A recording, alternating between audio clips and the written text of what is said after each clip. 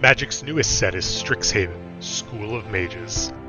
You can pre-order singles and sealed product today from nerdragegaming.com, including draft boosters, set boosters, collector boosters, pre-release kits, and commander decks. Whether you're Prismari, Quandrix, Lorehold, Silverquill, or Witherbloom, there's definitely something in this set for you. Pre-order Strixhaven now at nerdragegaming.com.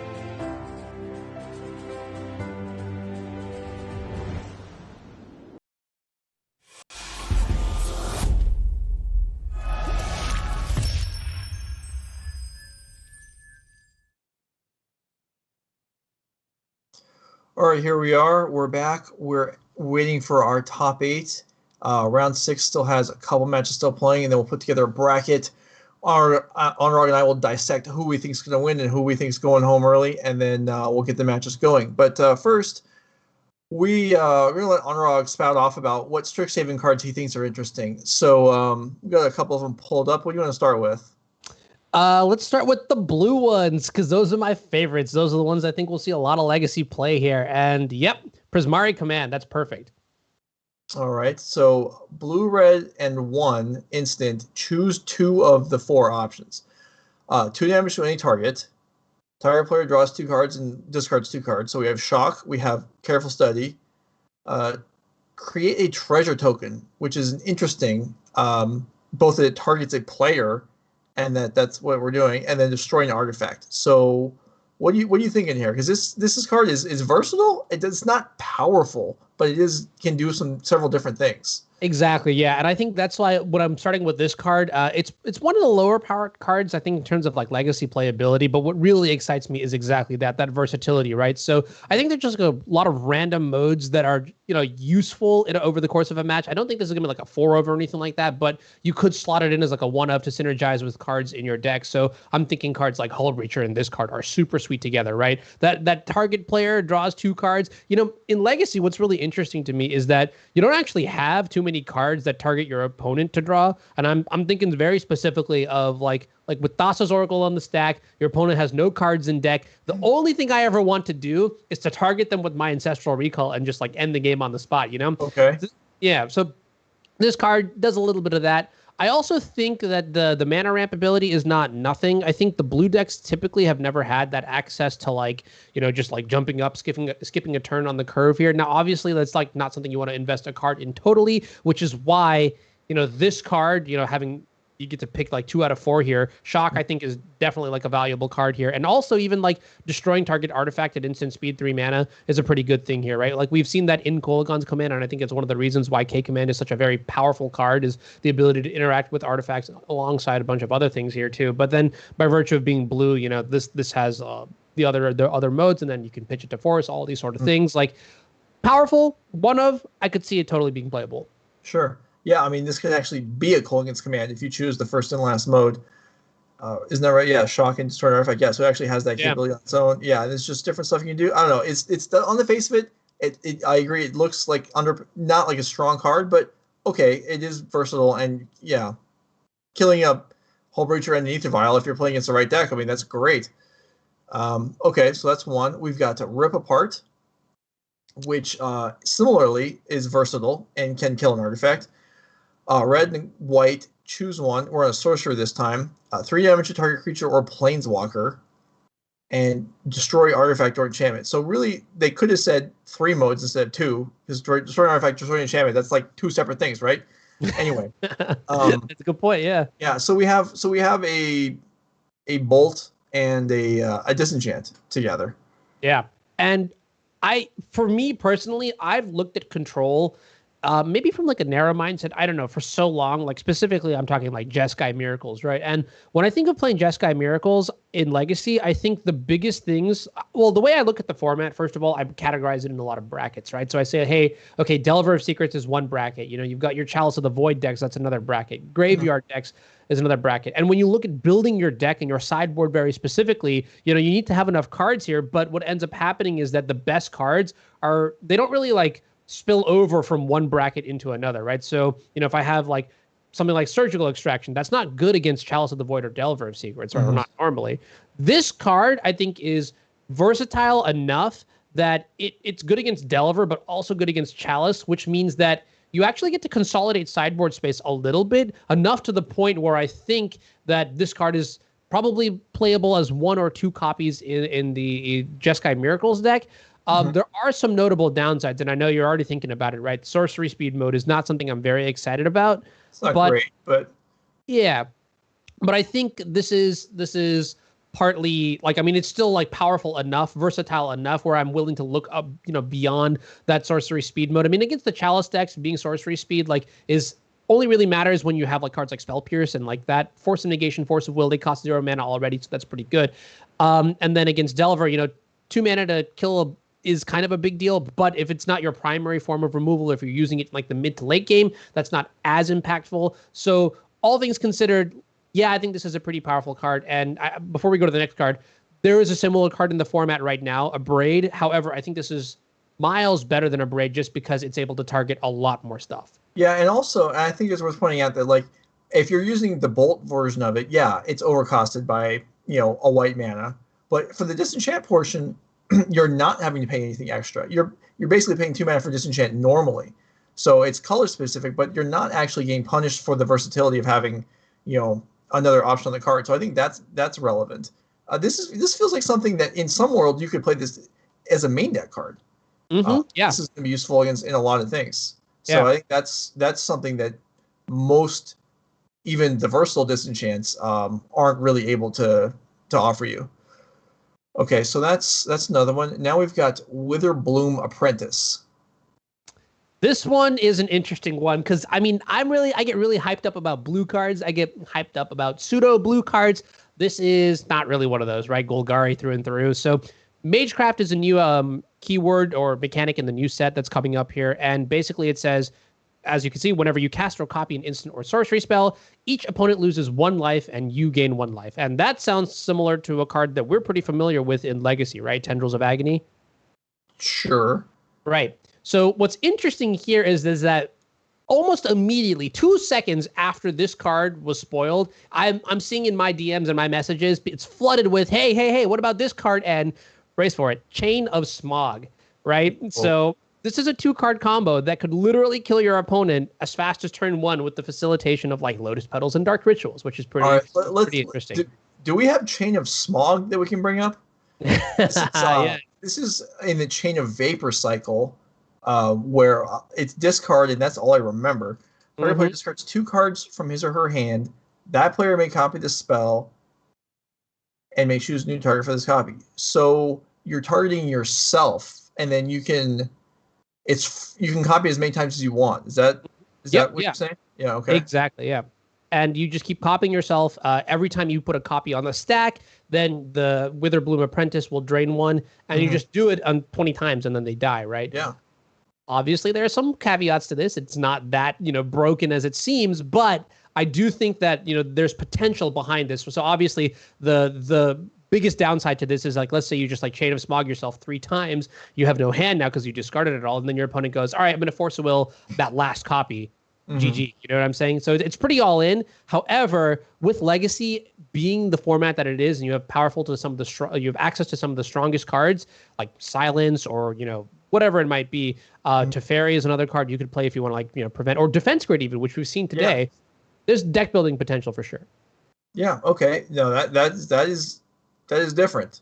Now this is in case there's any confusion, because I had to read it a couple times. So when you cast a spell or when you copy the spell, with Storm copies, that's not going to count, right? I'm not 100% sure. I don't think so, but it might also work that way. I'm pretty sure there'll be someone who's super smart in the chat that knows the answer to this question. Unfortunately, I have to go study some more of my rulings at Strixhaven. Yeah, I wasn't sure either. And it's also relevant on your last card that you suggested, Clever Luminancer.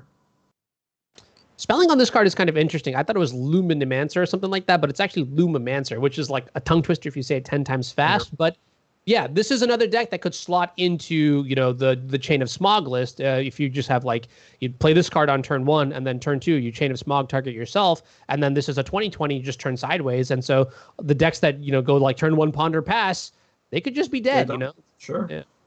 Yeah, that's pretty interesting. That's That's a lot for a random 0-1 uncommon. Someone else mentioned this card to me, and they compared it to Step Links. But yeah, your comparison to like Hatred is probably a little bit better because you can just one shot somebody out of nowhere. So is this if you're playing fair? Let's say you had, I don't know, a Jeskai Delver deck. Is this possible you can play this card on turn 1? Turn 2, you're like Brainstorm, bolt your guy, attack for 4. Yeah, I don't know. I mean, I know that these decks can generate a lot of velocity and cast a lot of spells, but that seems like a lot to ask. But the combo potential, sure. Yeah, it's definitely tricky. I mean, the thing is Delver right now doesn't really have very many good 1-drops as it is. So seeing this card in that deck, it could be fine. Unfortunately, this card doesn't, proc off cards like Mishra's Bauble, only instants and sorceries, and you've already lost the best free instant/sorcery, which was Gitaxian Probe. So it's going to be tricky. I agree. This will have to be tested. The combo deck has potential, but in a fair environment, not 100% sure. Yeah, and I mean, it does. I mean, having redundancy too. I mean, even if it seems a little flimsy, just the fact that you can have 2 things that can potentially win the game with your Chain of Smog instead of just 1, that it's a lot easier to draw, a 4 of and then a pair of 4 ofs versus, 2 individual 4 ofs to make something work. So that is nice. It gives you some redundancy. That is weird, and I don't understand, honestly. I do not understand people that just look at a new card and just like, hey, there it is. It combos with this card from Onslaught. It's crazy, right? For one thing, I played during Onslaught. I'm sure whoever came up with this probably started playing 3 years ago. They just had their eye on this kind of thing. I don't process cards like that. It's amazing.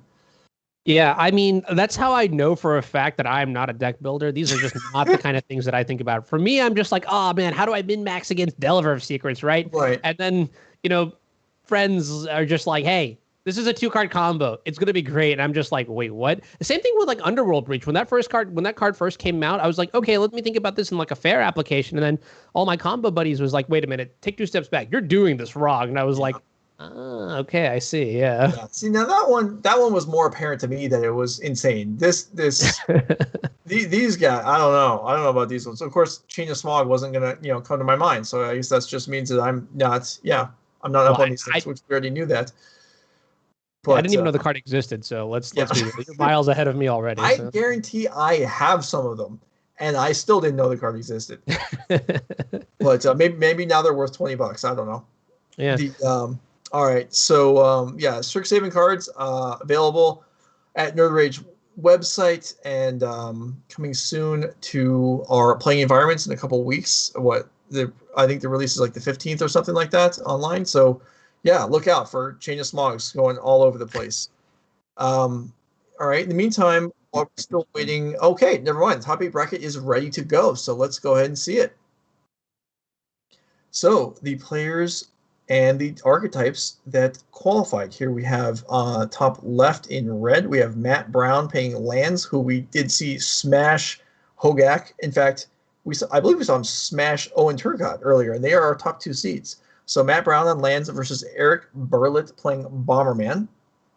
Caleb Yetman playing Temur Delver versus Niv Shmuely, who we saw earlier playing Bant Miracles.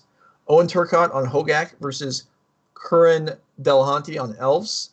And Brian Lai, Green Black Depths versus Will Kruger playing Elves, which we also saw. So Anuraag, which one do you want to start with? Which matchup do you want to talk about? Oh, man. I mean, I think the one that's going to have the most interaction is probably Temur Delver against Bant Miracles. That's just 2 blue decks going at it. But then also I'm kind of interested in the Elves versus Hogak one. That's one that's not like very obvious who's going to win. It could go both ways. All right, so let's go around. We'll start up top left.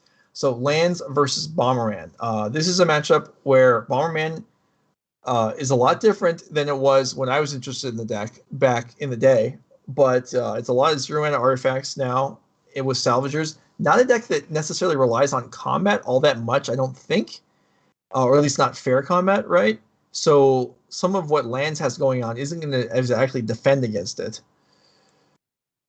Yeah, and I think the biggest thing that I'm interested in is the current build of Bomberman that I've seen floating around in Magic Online is the blue-white build that features Gyruda in the sideboard. You pair that with, your Auriok Salvagers, Urzas, and things like that. However, Eric has chosen not to play the Gyruda and is instead going for the Monastery Mentor. Just have that access. That's what I remember.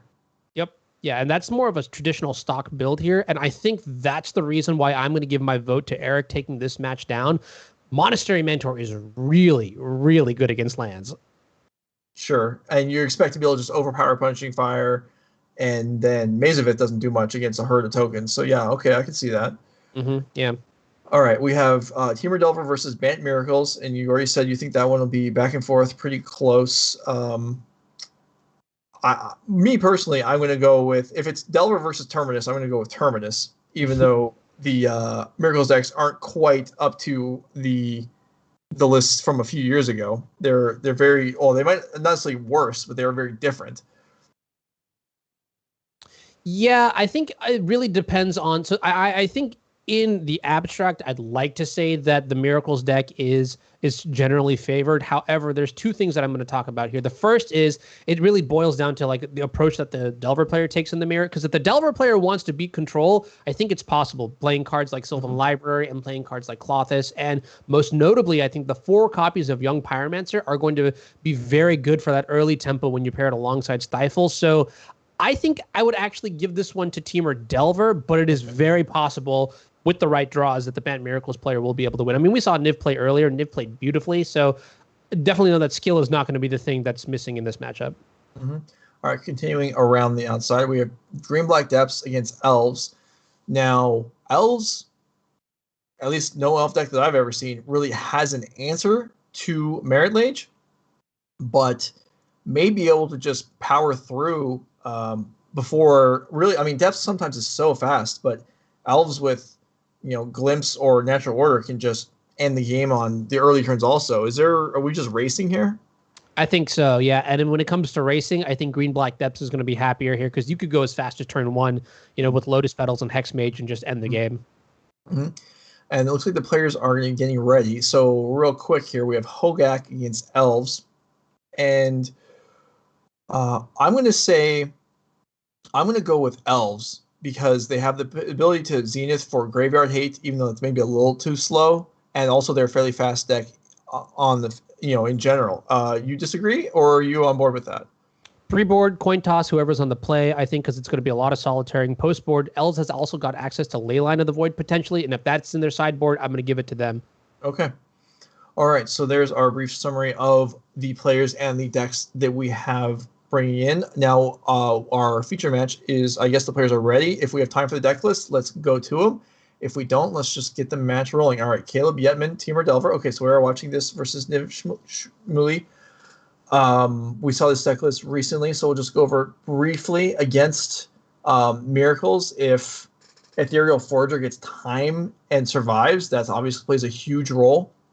But you expect this to be like, if Delver wins in game 1, this is going to be kind of just a very powerful start. We're not grinding out a long game, are we?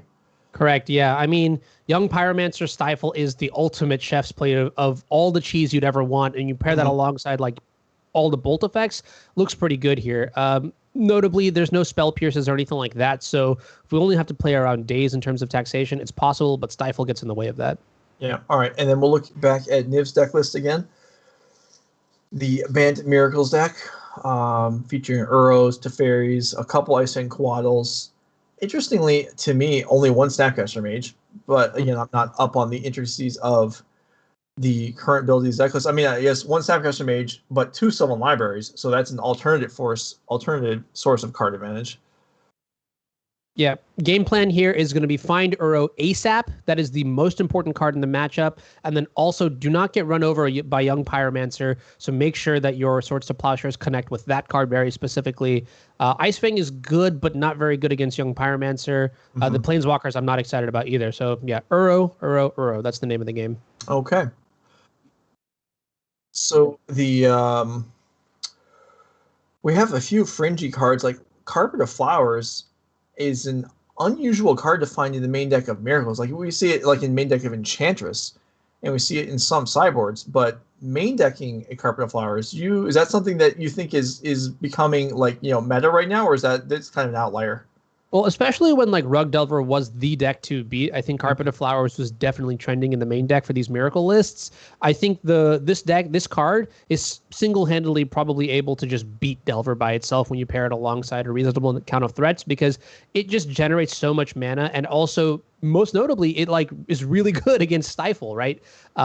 Because it triggers during each main phase, and then also like it doesn't require you to like dance the dance around fetch lands and things like that. So this card is definitely like a hedge for the blue decks, but I think also like when you look at this version of Miracles, it's really clunky, so you probably want Carpet and not. Okay. So here we go. Top 8 kicking off right now.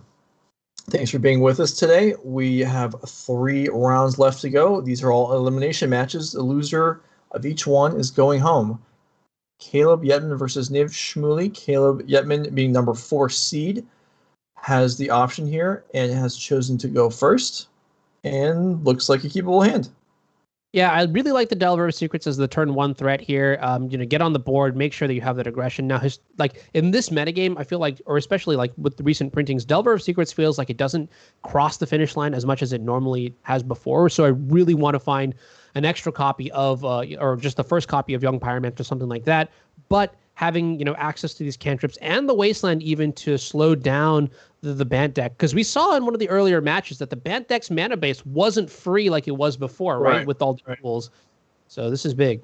All right, so let's say nothing happens here. Are you an upkeep brainstorm to guarantee the flip, or are you going to let it ride and see what happens? My Delver mentor Bob Wong would definitely reprimand me here if I flipped if I cast the brainstorm. So I just let it go. If I get it, I get it. If I don't, I don't. Okay. I think that changes in certain situations, like if the damage is relevant or whatnot. But in this exact situation, turn 2, I don't brainstorm here. If I had 2 Delvers in play, I would do it because that's a huge amount of damage here. But this is pretty good. Mm-hmm. Yeah, and I mean, if we're playing against a combo deck here, if we're playing against Storm or something, you're be much more likely to go for it. But here is not, and then takes it for 1, gets swords. Wastelanding post-combat there, got a damage through that wouldn't have gotten through otherwise, so sharp play there from Caleb. But now he's going to need another threat. Exactly, and this is a potential for things to go really sour here, because you want to keep the pressure up at all times here, and that's going to be good. That's pressure. Yeah, that's a nice set of cards there. Allowing the Delver to flip, and then maybe even keeping the Wasteland also.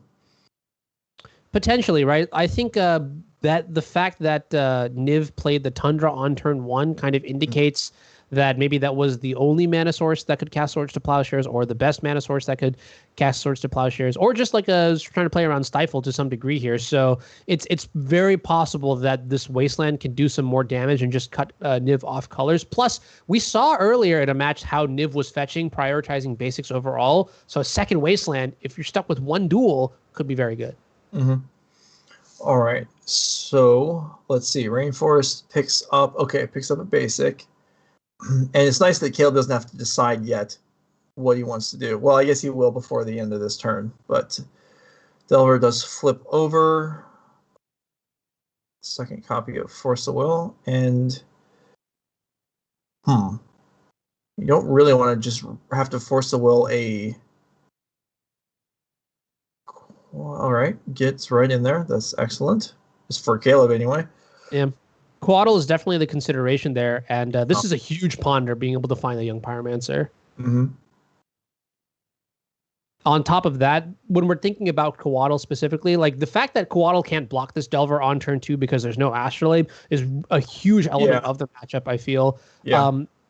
Even also as huge is the fact that this is an interesting sequencing, but I was going to say that the Lightning Bolt can protect your creatures from an Icefang Coatl, so... Mm-hmm.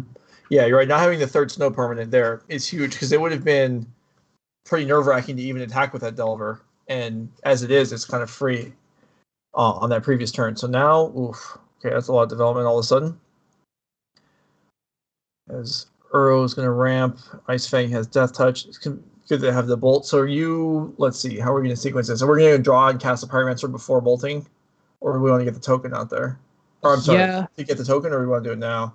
That's kind of interesting for sure. I think you just need to mize the value here, but the way this is set up so far, I'm not even sure if Caleb does keep the Pyromancer, but yeah, I think we just need that 1/1. We need as much value as we can possibly get here, because as the game goes longer, Uro is just going to take over, especially in the pre-board situation, and it's going to be kind of tricky unless we have every single percentage of value from our cards.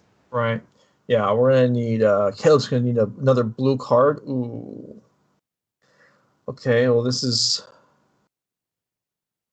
Oh, now we're in some difficulty. Yeah. And I think this is also interesting too, right? Because you notice that your opponent does have mana to pay for days here, but even then, I don't think I'd be that afraid if I'm in Niv's position because of the way that Swords to Plowshares was able to handle the turn 1 Delver. I think that gives us a huge tell that we don't need to necessarily worry about days too much, despite the fact that we have access to it. So this game is potentially going to go south for the Delver player very fast here. It really just does depend if we're going to be able to get mana online for Uro or not. And the lack of Stifles and Wastelands is kind of a big deal in the early game. All right, so removal and forces trade back and forth. And yeah, barring the Uro, if there's not, the Uro mana doesn't appear, then Caleb is good. And if it does, Caleb is not good. And Sylvan Library is a huge play here because it's going to look at the top 3 cards, and that's going to get you a little bit closer to finding the mana that you're looking for. And honestly, I have to also say that I really love fetching the Forest here because blue is more likely to be found off the Sylvan Library. Sure. All right, so 2 more bolts. This is going to get the Quaddle out of the way and allow a fairly sizable attack to come through. Yeah, Bolt is one of the most important cards that you're looking for right now, especially because the 6/6 is going to potentially come back into play, very likely to come back into play, and you need to have a way around that. And your opponent's going to go up to 13, but you can attack for 3, 4, 5, 6, 7, 8, 9, 10 points of power, and you bolt them as well. So that's actually they're going to go down to 2. They go to block the Pyromancer. The game's going to get very close. Is yeah. Where we're at. Okay, Island is acquired. Uro comes in. Is it? Let's see. How does this play out? Do you give up the Pyromancer? Do you just send in the Delver and all the tokens? Yeah, I think this turn I'm just going to bolt them, end step, get my extra token, send the squad in, and then just hope and pray here for a couple turns because, they go down to what? 7, back up to 10. Then they take 3, 4, 5, 6, 7, 8. They go down to 2. And then if you alpha again, they go. And they have, they would have to attack. Yeah, I think it's. Maybe you're right. Let's see. Yeah, very close. This is where I think you're right. It is 2. It would put Niv down to 2. Yeah. Mm-hmm. And that would make. I mean, basically, Niv would need a sweeper at that point, as obviously Uro is not going to be able to attack. Yeah, and I'm honestly thinking that maybe it's so awkward in this situation. I mean, you could also just pick up a fork bolt here off this brainstorm just to end the game, but it's so awkward. Oh yeah, okay, there you go.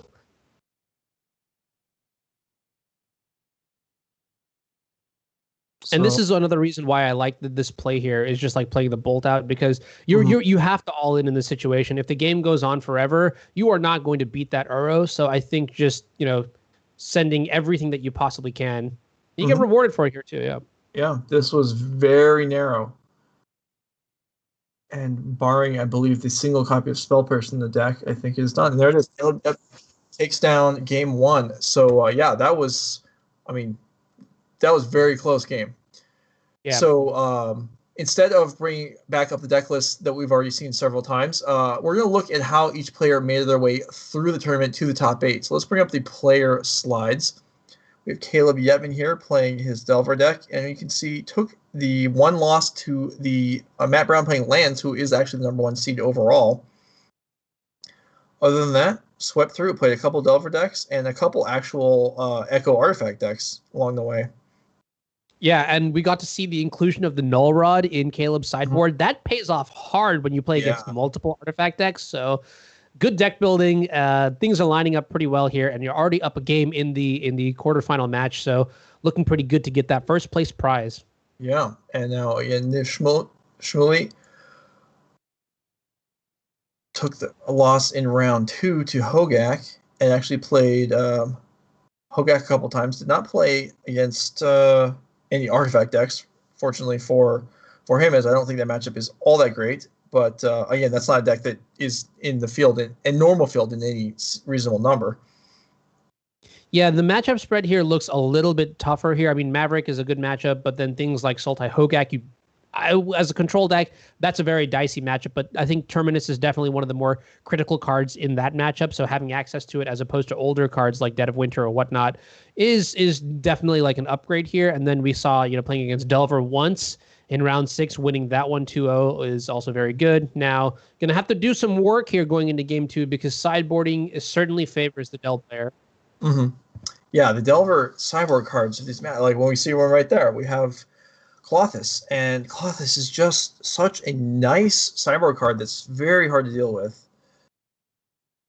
For a lot of reasons. The first one, obviously, being indestructible means that you can't just I don't know. Well, I guess there's not really much destruction happening there from the Miracle side, but it being an enchantment means that it's not going to get Swords to Plowshared, which is huge, right? You have to have exactly Teferi or Council's Judgment to handle Colossus. Now, we did see Niv board in Relic of Progenitus in an earlier match, so I would expect to see that one also come back in here. But the punish is that, oh, well, that's interesting. Okay, mulligan decisions. Mm-hmm. Yeah, so that was definitely a slow opener that Caleb chooses to throw away there. And here we have a reasonable 6-card hand with a relatively new card, Fall from Favor, which is a Monarch card. And we've already seen the Monarch play a significant role in the outcome of our matches today. Yeah, terrifying in Pauper. I think it's actually banned in Pauper because it was just so good. But this is exactly what the kind of start you want, right? You want to have access to Pyromancer, Stifle, Disruption. Pyromancer is a kind of threat that goes wide. And then you have one of your sideboard payoff spells in Fall from Favor. And what's great about Fall from Favor in this matchup is that you don't have to worry about Pyroblast. So it's actually just very likely to resolve. Mm-hmm. Okay. And it can be... Oh, no, I'm sorry. I was going to say if it can come into play on an empty board and just set up the Monarchy, but it has not. Actually, it has to target something. It does have to, yeah. But fortunately, you've got 4 young Pyromancers to fuel it. So there's a little bit of pre-work that needs to go into it. But the way this deck is built, I think this is one of the few Delver decks that actually get away with Fall from Favor. I think the alternate option would be something like Court of Cunning, but milling your opponent's deck when they have Uro is kind of a liability sometimes. Yeah. So this time, Tropical Island out there and Wastelands are not present. So Niv will get to develop as he chooses. I mean, I guess your development's going to... Whoa. Let me just scratch that and say his development is going to proceed just fine. Yeah, this is one of the biggest draws that you could possibly have here. Carpet of Flowers is going to give access to so much mana, and this is what I was talking about earlier. Look at that Stifle in the hand, right? If you had Stifle access to stop a Flooded Strand from getting a Plains or any fetch line from getting a Tundra, things would be looking pretty good here. Your young Pyromancer would be able to just play just fine. Now Carpet of Flowers generates as much white mana as you would possibly need in this match, and you don't have any answers to it. That's just not the access that Delver wants to fight in this deck, in this matchup. Yeah, and so this is a pretty spectacular turn here. Now, we do see the Solar Lantern that can remove the Uro eventually when it becomes relevant, but this is a nice start. And Caleb's going to have to make some choices, whether it's going to be, Young Pyromancer and hold up Stifle again, or Fall from Favor to start setting up the draw engine. Mm-hmm. I like playing the Fall from Favor here because your opponent doesn't have very many Icewind Coatls. Mm-hmm. And I think, locking down when you think of the Monarchy, Icewind Coatl is one of the scariest threats that are responses to it. And I think that locking it down one of them is going to be very good here. Now, that being said, I mean, Fall from Favor is certainly interactable. You just kill the Fall from Favor, then your creature gets to untap and attack. But, there might be enough time for you to build up a lot of resources in your hand, and then you'll be able to fight using those to stop whatever your opponent's trying to do. Is that how it works? I'm going to admit I don't have much experience with the card. Is not work like some of the other Monarch cards where they don't get to untap it until they become the monarch, not until the Fall from Favor's gone, or is that? Yes. So unlike Palace Jailer, Fall from Okay. Favor has to stay in play for its Okay. effect to remain or whatever it is. So only because it enchants the creature here. But yeah, this is a pretty good start from Niv. Yes, I would say so. You know, when you're casting Swords of Plowshares and you only have white mana on the board, you are definitely taking advantage of some interactions here. Yeah. And okay, this is kind of interesting too. One thing that I wanted to highlight was the sequencing that Niv had in the earlier turn, which was playing the Relic of Progenitus first and then deploying Uro, Titan of Nature's Wrath. And the big reason here, the big thing about this is that it plays around surgical extraction very beautifully, being able to target whatever card that they're surgical targets so that, the surgical functionally gets countered. Yeah, that has been a relevant interaction many a time in Modern with the Tron lands getting surgical, and you always see the same thing here, leaving the Relic untapped to protect yourself. We see here, Caleb, yeah, I mean, Soulguide Lantern, pick off an Uro, but, I mean, this isn't way ahead on cards in hand, but this isn't not much going on here. Yeah, I mean, the opponent is at 26 life here, and at some point you do have to get through all 26 points of that life total. This is not what you want off the ponder from a development perspective here, but boy, that doesn't really do much either, does it? yeah. And this just goes to show the power of Carpet of Flowers, right? You don't want to fetch here because you don't want to give your opponent mana, but you also want to cast your spells here, but in a timely fashion to get damage across the board. But the way these draws are panning out, like Carpet of Flowers is just doing a lot of work. Yeah, I even question actually using that Wasteland. What did we actually accomplish right there? Mm-hmm. Yeah, we facilitated escape. I don't know. Yeah. Oh, and the upside of Relic of Progenitus too is that it's good against Spelly Belly, the Ethereal Forager. There it is.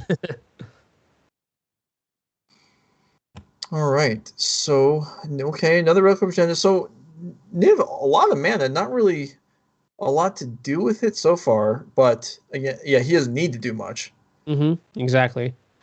Life total is very healthy. There's no pressure on the board here. The Soulguide Lantern does cover your Uro, but you still also have like 2 cards invested into the board here in Relic of Progenitus. Like worst case scenario, you could technically crack both and then climb back up to four cards in hand, which would keep you at parity. So it feels like things are going well for the control pilot in this post board game here, but there are some pretty powerful cards. We'll see if it swings the other way. Okay, second Pyromancer attempt. First one lasted only briefly on the table. I mean, Caleb Yetman's hand looks fine. He's not under any real pressure. The problem is just obviously that he's the one that wants to be applying pressure, and that's not happening either.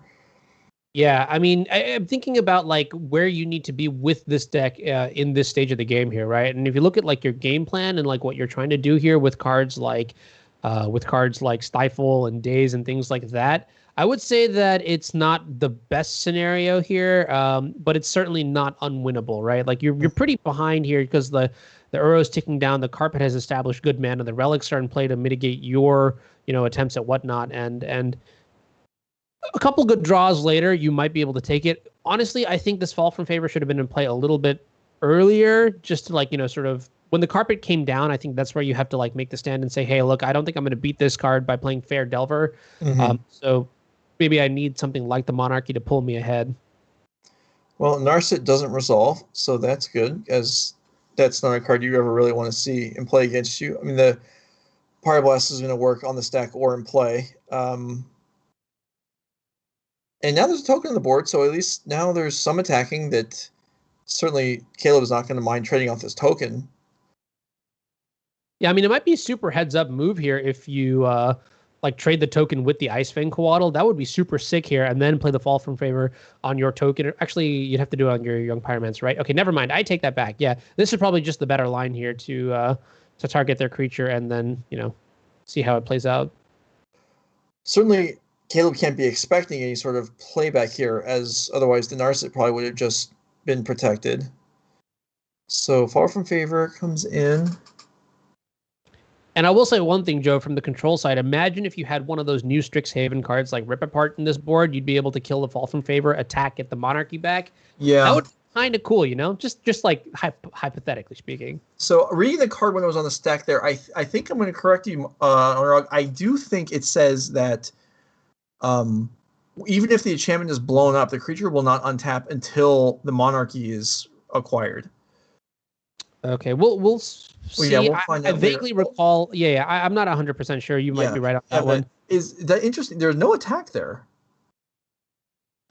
Yeah, which is maybe playing on another Ice-Fin Quaddle might be fine. I understand not attacking with the Pyromancer, but the token didn't attack.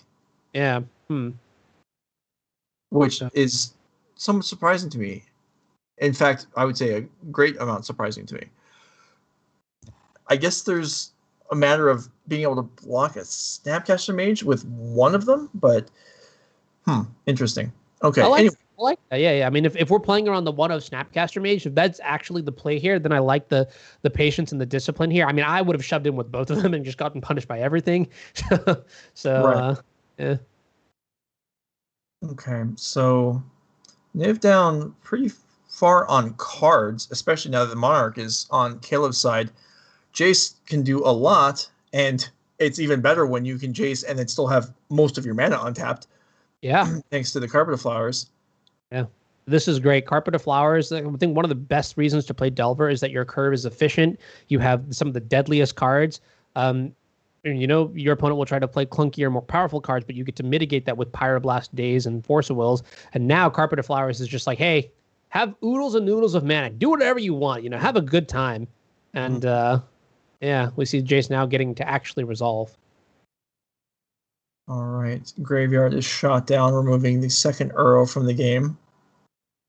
And I like the sequencing here, too, because if you let the fetch land resolve, you lose priority, and the Uro can come into play. Okay, Swords of Plowshares goes off. Now the relics, which were kind of trapped on the board because of the Uro, now the relics can actually convert into cards if Niv desires at some point. Okay. Sweet top deck.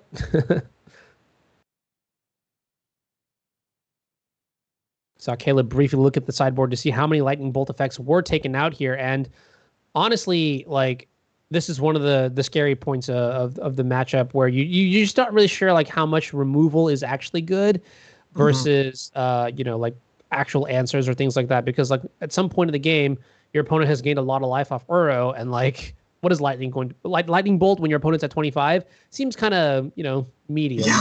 Yeah. All right, so digging for answers to protect the Jace here, and coming up empty. Yeah, and now Caleb might just be able to run away with the game here. You've got the Monarch online doing good things. Now you've taken care of a lot of the meat in Niv's deck, right? You've got rid of 2 out of 3 Uros, 1 Jace down, 1 Narset down. Narset's not even technically a win condition, just more of a prison piece. And now you've got True Name, Young Pyromancer. This is perfect, right? Especially from a macro perspective. The way I would visualize this is you play 1 Pyromancer out, 2 swords are already gone, so you force your opponent into a position where they have to play a Terminus, and then bam, hit them with another threat that has to be responded to by a Terminus, and then try to set the game that way. Mm-hmm. Yeah, this boy, I am continually impressed in whatever guise it comes in. These Delver decks playing these sideboard card advantage cards, whether it's becoming the Monarch or Sylvan Library or Colossus, they just make it so tough on the control decks who have what feel like the more powerful cards, but if you can't line them up, I mean, the Bant Miracles deck here probably with a little more mana than it would like, but that's partially because half of the cards in hand are actually represented by Relic of Progenitus on the board. Yeah, for sure. I actually think this is one of the traps to playing control as well, right? This is one of the reasons I like playing Delver, is because your curve is so cheap that you don't actually have to dedicate as many resources to your mana base. Like we saw, in this match alone, there were certain situations where Wasteland was just looking very scary, right? And you need to have cards like Carpet of Flowers to keep up with the Wastelands and the mana, because blue, green is not free. So the cost then is that you've got the The cost is then that you've got like all these mana sources, but maybe not necessarily enough action or selection or removal or interaction, that sort of stuff. Stifle on the Mystic Sanctuary, bringing back what is that? A Brainstorm, I believe, that was targeted. Yeah. Okay. It's probably the best utility you're going to get out of the Stifle at this stage of the game. Sure. I was actually thinking to myself, I kind of wanted to hold it in case we're ever at risk of losing the Monarch to stifle the switching of the sides. I've never seen that happen. I assume that can happen, though. Oh, yeah, that's actually a really smart point. Yeah, maybe that would have been better here. Fortunately, there's the force here to... Yeah, drawing a force is real nice. So anything that trades, card disadvantage is not a thing when we have the Monarch. So 2-for-1ing is just fine if we're hitting a key card. And there's going to be what is... I mean, Terminus, I don't think we even care about right now. So it's really... I don't even know what we're worried about, aside from losing the Monarch. That's the only thing I'm concerned about in Caleb's shoes. Yeah, I mean, maybe something like an Uro, if that comes into play. But we've got Forcible for the first one. The second one is where it gets a little bit tricky. So we'll see how it plays out. But but there's already 2 copies of Uro exiled, right? So I mean, at that point, it's just like, do I get really worried about the... Yeah. Hoping for Uro could be a reason why the relics still are sitting there on the board. Yeah. Because this does seem like it's... I mean, I feel like Niv needs to do something, and with those 2 cards just sitting there, it hurts. Yeah. I mean, your life total is high at 22, but I feel like when Young Pyromancer is in play and is doing scary things here, it's somewhat deceptive. Okay, this is a lot of mana getting tapped. I'm nervous. Is it? Oh, it's a Cycled Shark. Okay. I actually wondered if it was a hardcast Shark there. But yeah. Well, that is actually pretty good. It is. A 6/6 flyer that is only dies to Pyroblast is strong, especially when the Monarchy is involved. Yeah, that is very true. That could absolutely get things back rolling here for a Niv.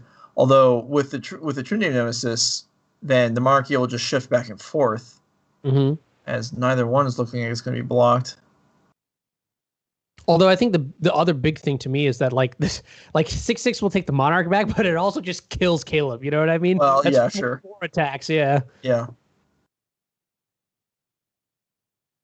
And this is kind of interesting too. I feel like you do have to put some cards back. The lands are not very good here at all. I mean, at this point, I feel like the Carpet of Flowers fixes your mana perfectly. So you've pretty much conceded to the Carpet of Flowers generating mana. So I just fetch up another island and do whatever. Yeah. And then deploy something like the True Name or whatever it might be, and then hope that gets there. What's interesting here is what Caleb might end up doing with the Surgical Extraction. Yeah, there's certainly options. Swords of Plowshare is less appealing now that there's a True Name. I don't know the numbers in the Shark Typhoon. I assume that's the only one. Yeah, I can only imagine there's 1 or 2 at max. The card is powerful in certain stages of the game, but it is also clunky at other stages of the game. So this might have been like the best that the Shark Typhoon is going to get. If you have another one here, then it looks incredible. But I mean, it's the inclusion of Ice-Fang Coatl means that your instant speed, like Flash Threat or whatever, is kind of gummed up. So we'll see what happens here. So it took me a second to realize this, but I was skeptical about stifling that Mystic Sanctuary. I wish we could have stifled that Shark token instead. Yeah, that's a big one. But Veil of Summer, this is huge. It is. Yeah, I mean, Teferi, Force of Will tries to take it down. Veil of Summer protects it. Teferi Time Raveler in. Cantrip happens for the Miracles list, and we're bouncing Carpet of Flowers? I guess just to draw a card. So this is like a mana we're ramping or something like that. Yeah, we're gonna get the mana again, I guess. That's kind of cool here. Most notably, I think it's trapped to bounce the. Could you bounce the Ice-Fang Coatl or the Fall from Favor? That may have been another option too.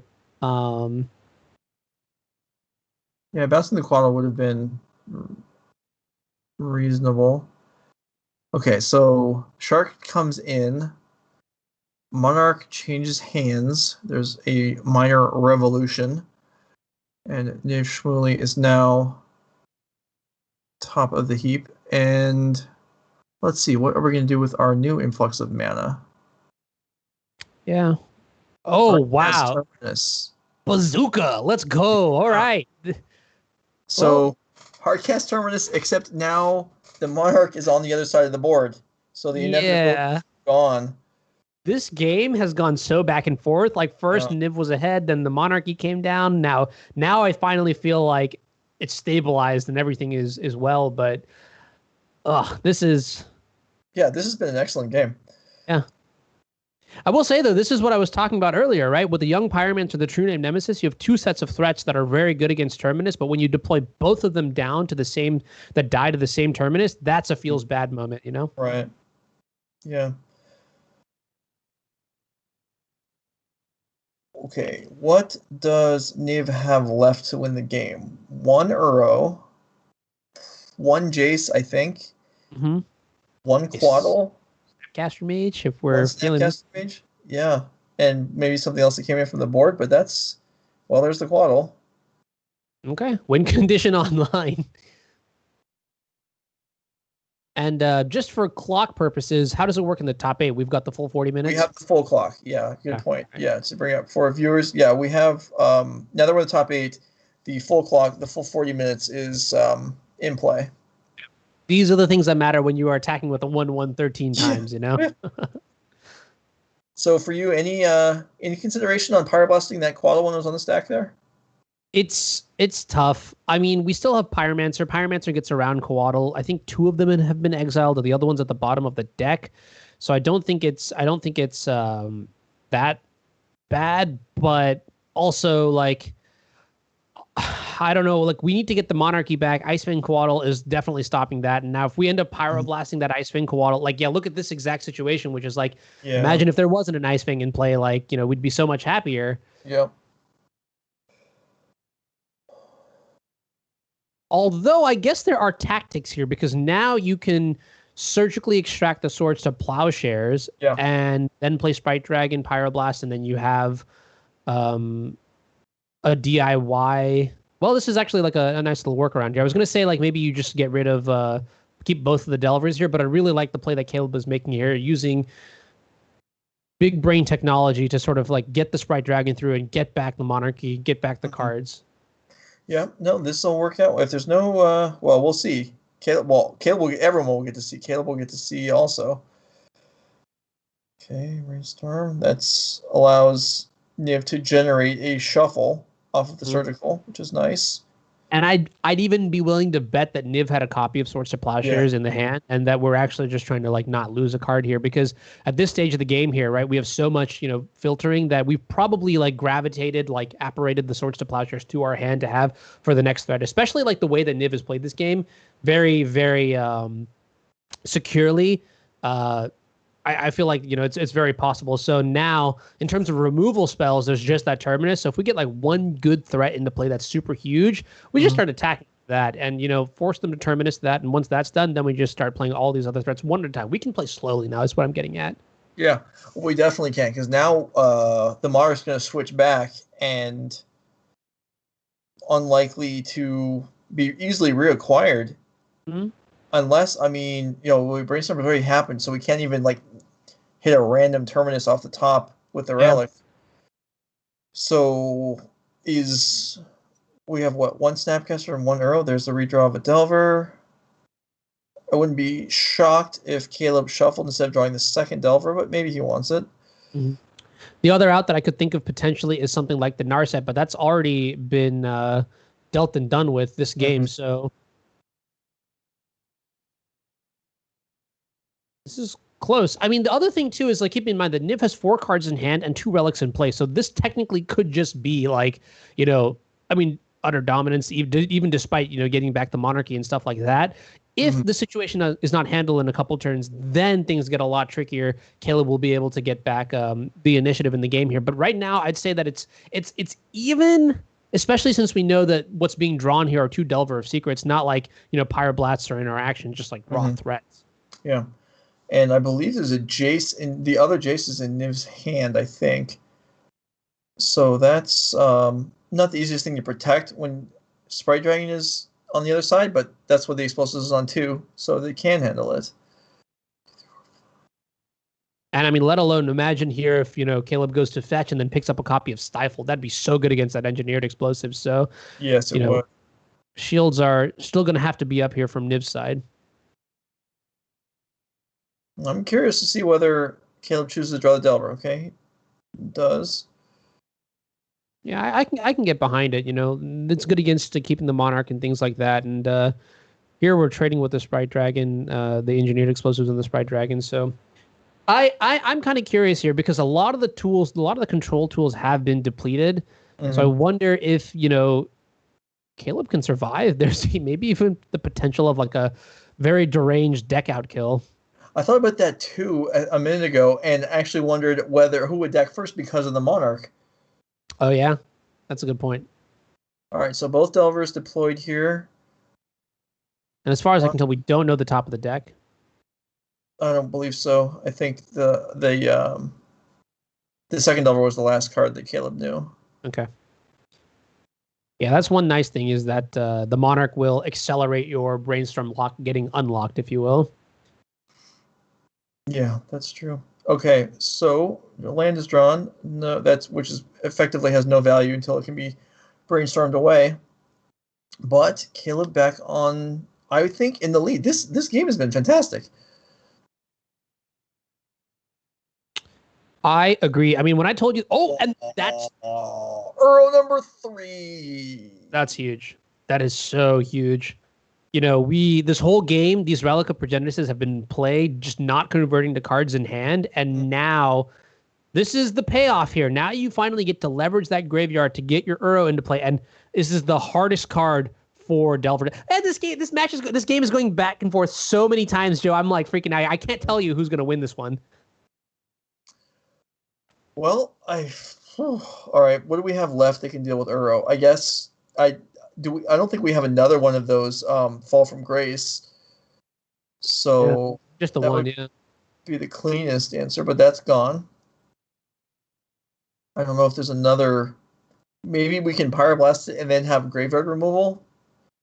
Yeah, but that's asking for a lot, right? Because I know that is a long ways away. Yeah. I guess the Delver gets to see the top card so we can scry away something that's okay. Oof.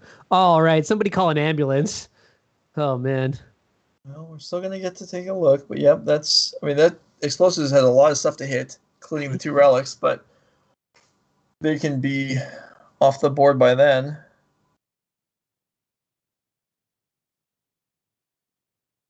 This match might just go to a game 3. Yes, I think that's looking likely at this point. Yeah. Can either Delver flip? Okay, one of them can. On Brainstorm? Okay.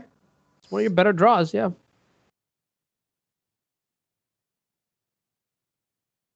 Okay, and killing the Teferi is an interesting line here. Oh, I don't think we're going to manage to kill it, though. Yep. Oh, wow. Did we not? Oh, right, because Niv wants to keep the graveyard, so we just sacrificed the 2 relics in order to... Yeah. Can you imagine that? What a power play, right? When you're literally at the point and you're just like, I don't even need these 2 cards. And I just think about that. This whole match, he's been down 2 cards, and he's still like ahead in this game. He's going to win this game at this stage. We just saw the Brainstorm. It's probably over. That's incredible. Absolutely incredible. All right, so Colossus in. Our last Monarch card, another Brainstorm. So I guess we have some chance in the next 4 cards of finding a way to kill the Uro with a blast, probably, and then eating it with the Colossus. That's going to have to wait a whole other turn cycle, though. Yeah. Caleb would be dead by the time that would happen. Mm-hmm. I think this is gonna. Yeah, I think the writing's in the books here, and I mean, I don't even know what cards. Like, maybe we're not at the point of beating the demonic tutor challenge just yet, where like you can like draw whatever card. Okay, well now we can give. I'm saying like if Caleb could draw any card from his deck every turn, could Caleb win this situation? And I think the answer is just no, right? If we could somehow kill the Uro before the Colossus trigger, that would at least. But we just can't. Another Pyroblast? It's a main phase trigger. I guess we could have brainstormed on our upkeep to look for a Pyroblast, and then during our draw step, the Uro would get removed. That would have, not worked, but it would have been possible. And then we just have to deal with the Jace, which we also probably can't beat. Okay, yeah, and this might seal the deal here, not playing the fetch land for the turn to shuffle and potentially find something else here. So that being said, I mean, like if we did find a Pyroblast to leverage alongside the Colossus, then we could definitely just like try to deck our opponent out here with the Monarchy. Yeah, that is true.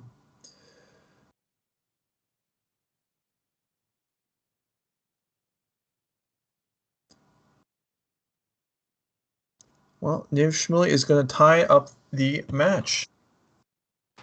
Yeah, all right, and that's go ahead.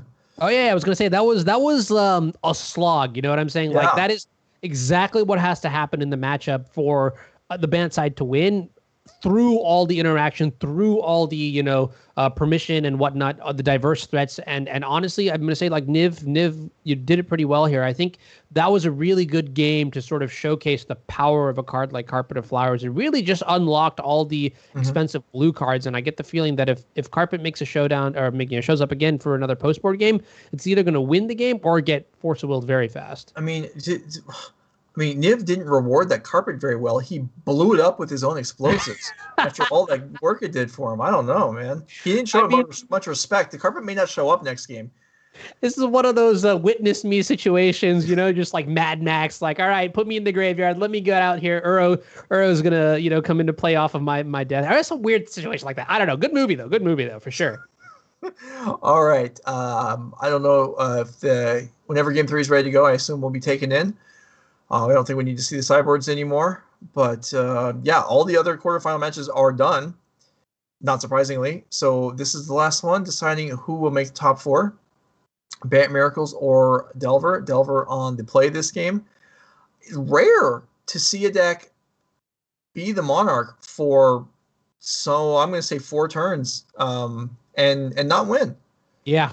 I think it's kind of crazy because we saw, if you look at the interaction that Caleb was drawing into, right, it was like we saw one copy of Stifle, we saw a couple threats here, but Stifle wasn't doing anything because, the mana was already online. Yeah. Carpet of Flowers was also doing, we stifled a Mystic Sanctuary trigger. We could have also stifled the Monarchy trigger, like you were mentioning too. I think that would have been a pretty sick play here, but I mean, there were a couple tools here and there that, Niv had to combat, like the Narset, that was going to be pretty big.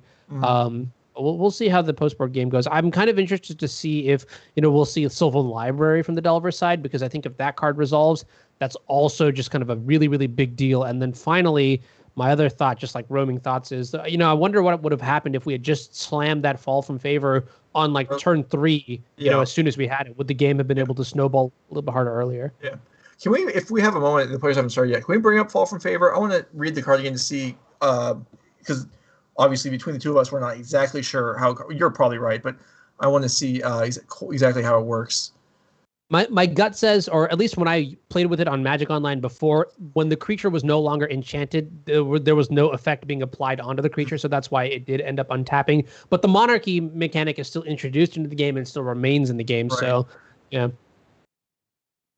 Okay, so that's doesn't untap. Yeah. Okay. Oh, it's enchanted creature doesn't. Yeah, so it's not the enchanted creature anymore. If that's enchanted. Yeah, okay. So you are right. Okay, so here we are in Game 3, playing for a spot in the top 4. Caleb Yetman versus Niv Shmuely. Turn 1 Delver on the board, and it looks like both players kept 7. So let's see what you have for us. And I love this hand here. Your opponent has fetched a Plains. They are hard telegraphing Swords to Plowshares. So what I would love to see is just Delver Secrets, attack. If the Delver Secrets gets plowed, surgical that, and then just slam a Young Pyromancer and go to town. Oh, can we even surgical after the Young Pyromancer so we get a token? Ooh, okay. That'd be pretty sweet here. Also, yeah, let's give a shout out to these basics, by the way, because we saw in one of the earlier matches how Back to Basics locked out the Rug Delver deck, and here, good stuff happening. All right. Well, were we bluffing that swords or, well, I guess we're playing around. No, we were not. We just don't want to get dazed. Yeah, makes sense. Reasonable. Tight Magic. Let's see if this does not get a Tundra here. I'm so inclined to. Okay, yeah, just do it right now. Yeah, I agree with this. I think you do it anyway. You don't. Yeah. If there's another one in hand, I don't want it getting cast. Exactly. Yeah. And this is probably something that has to be forced here. I mean, look at this hand. This is a hand. I mean, you've got the Council's Judgment, but that's clunky and very bad against Pyromancer. And then you've got a lot of, selection. But all things considered, it's the kind of hand that you could run over with if you're playing Delver, right? You slam that Pyromancer and just go hard. A lot of cantrips. Second white source. So yeah, the Council's Judgment is going to resolve, or I mean, resolve. It's going to be online without any trouble. And I have to wonder too, now we're off of green here. Yeah, see, we're getting the basic, but this means that if we draw a green spell at any point of time, we might be in a little bit of trouble because we won't be able to cast something like an Uro unless the Ponders and the Portents find it, which, probably will, but.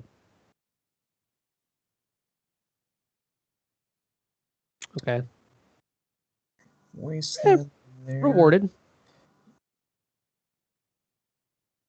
I mean, I think getting the duel in this situation, Wastelanded, would have been so backbreakingly bad here. But now this is kind of interesting. I like sandbagging the Wasteland as well, not putting it into play here, so that incentivizes your opponent to play the Tundra, slam the Judgment. I agree with that. I'm less confident on not playing the Pyromancer. Okay.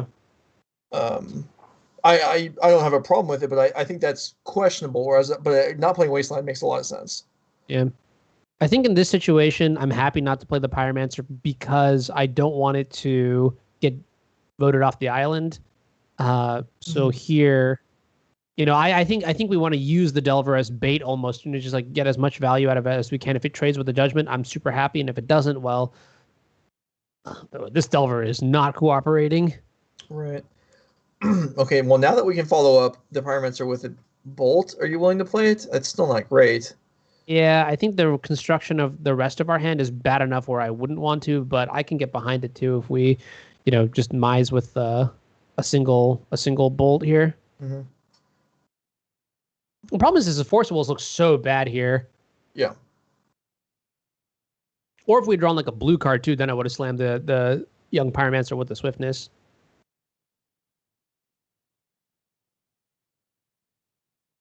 It's okay. This is fine.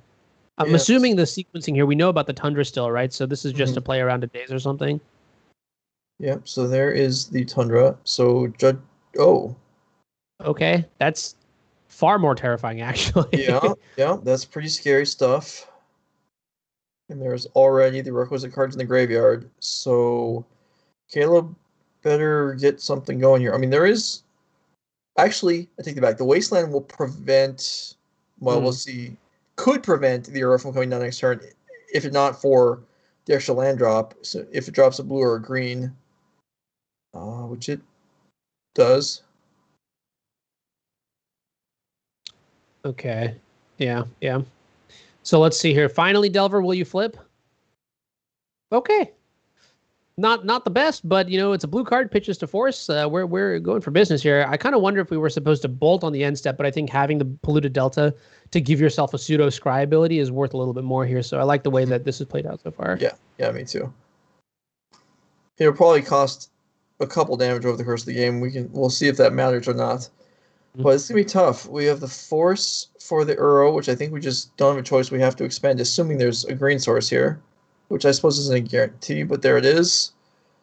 Oh, wow. And choosing to play around Stifle. I mean, I don't even know if we have that sort of luxury. Well, the life total is going to be more precarious than Niv thought with this Bolt coming in here. Yeah. In fact, I almost wonder if we're supposed to just hold on to the Bolt instead, because this screams to me like if your opponent is not playing the Uro this turn, you have to wonder why, right? And to me, the first thing I'm thinking about is Icewing Quaddle. Oh, that would make sense, and you would be right. And it's going to gobble up the Delver of Secrets here, stabilize the life total a little bit. But, I mean, I wonder if this was the critical turn where you needed that pressure to get in.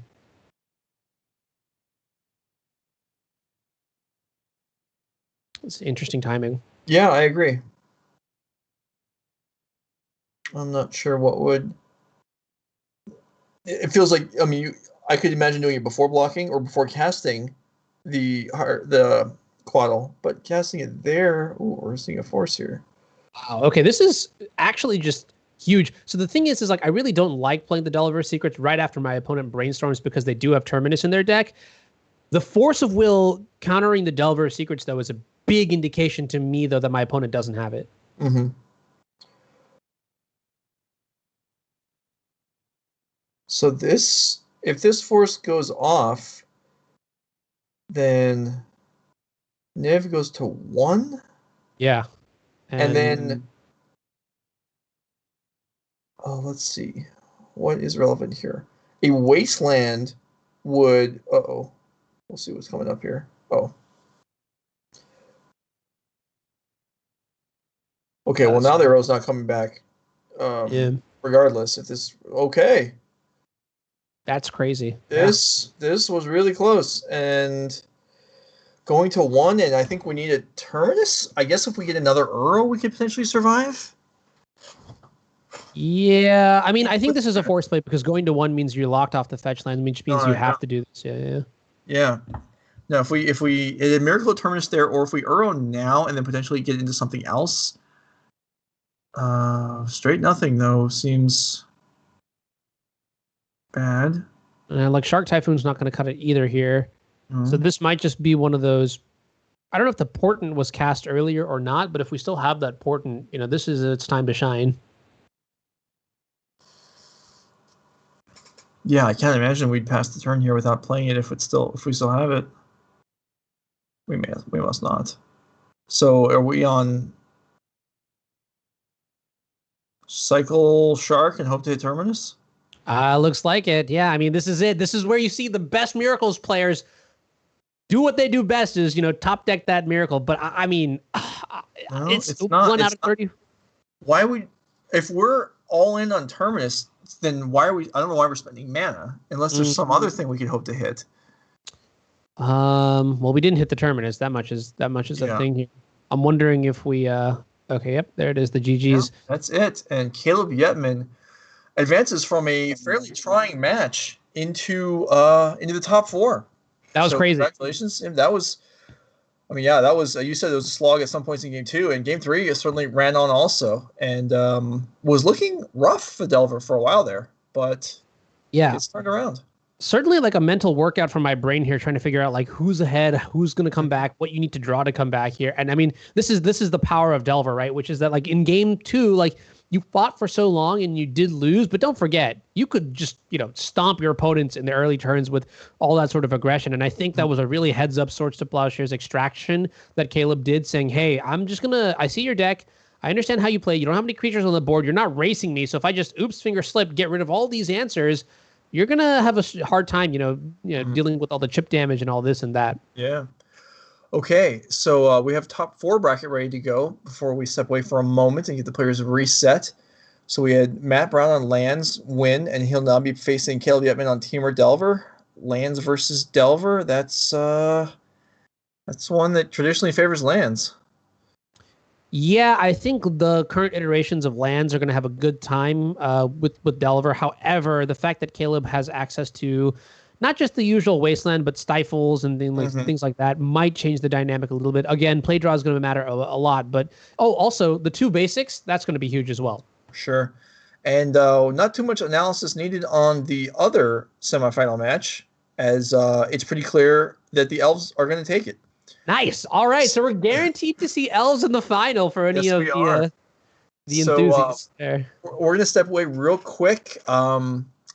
Stick around. We've got 2 rounds left. Hit the follow, hit the subscribe if you're enjoying what we're doing here. We appreciate your viewership. We appreciate everyone that played, and we're not done yet. We'll be right back.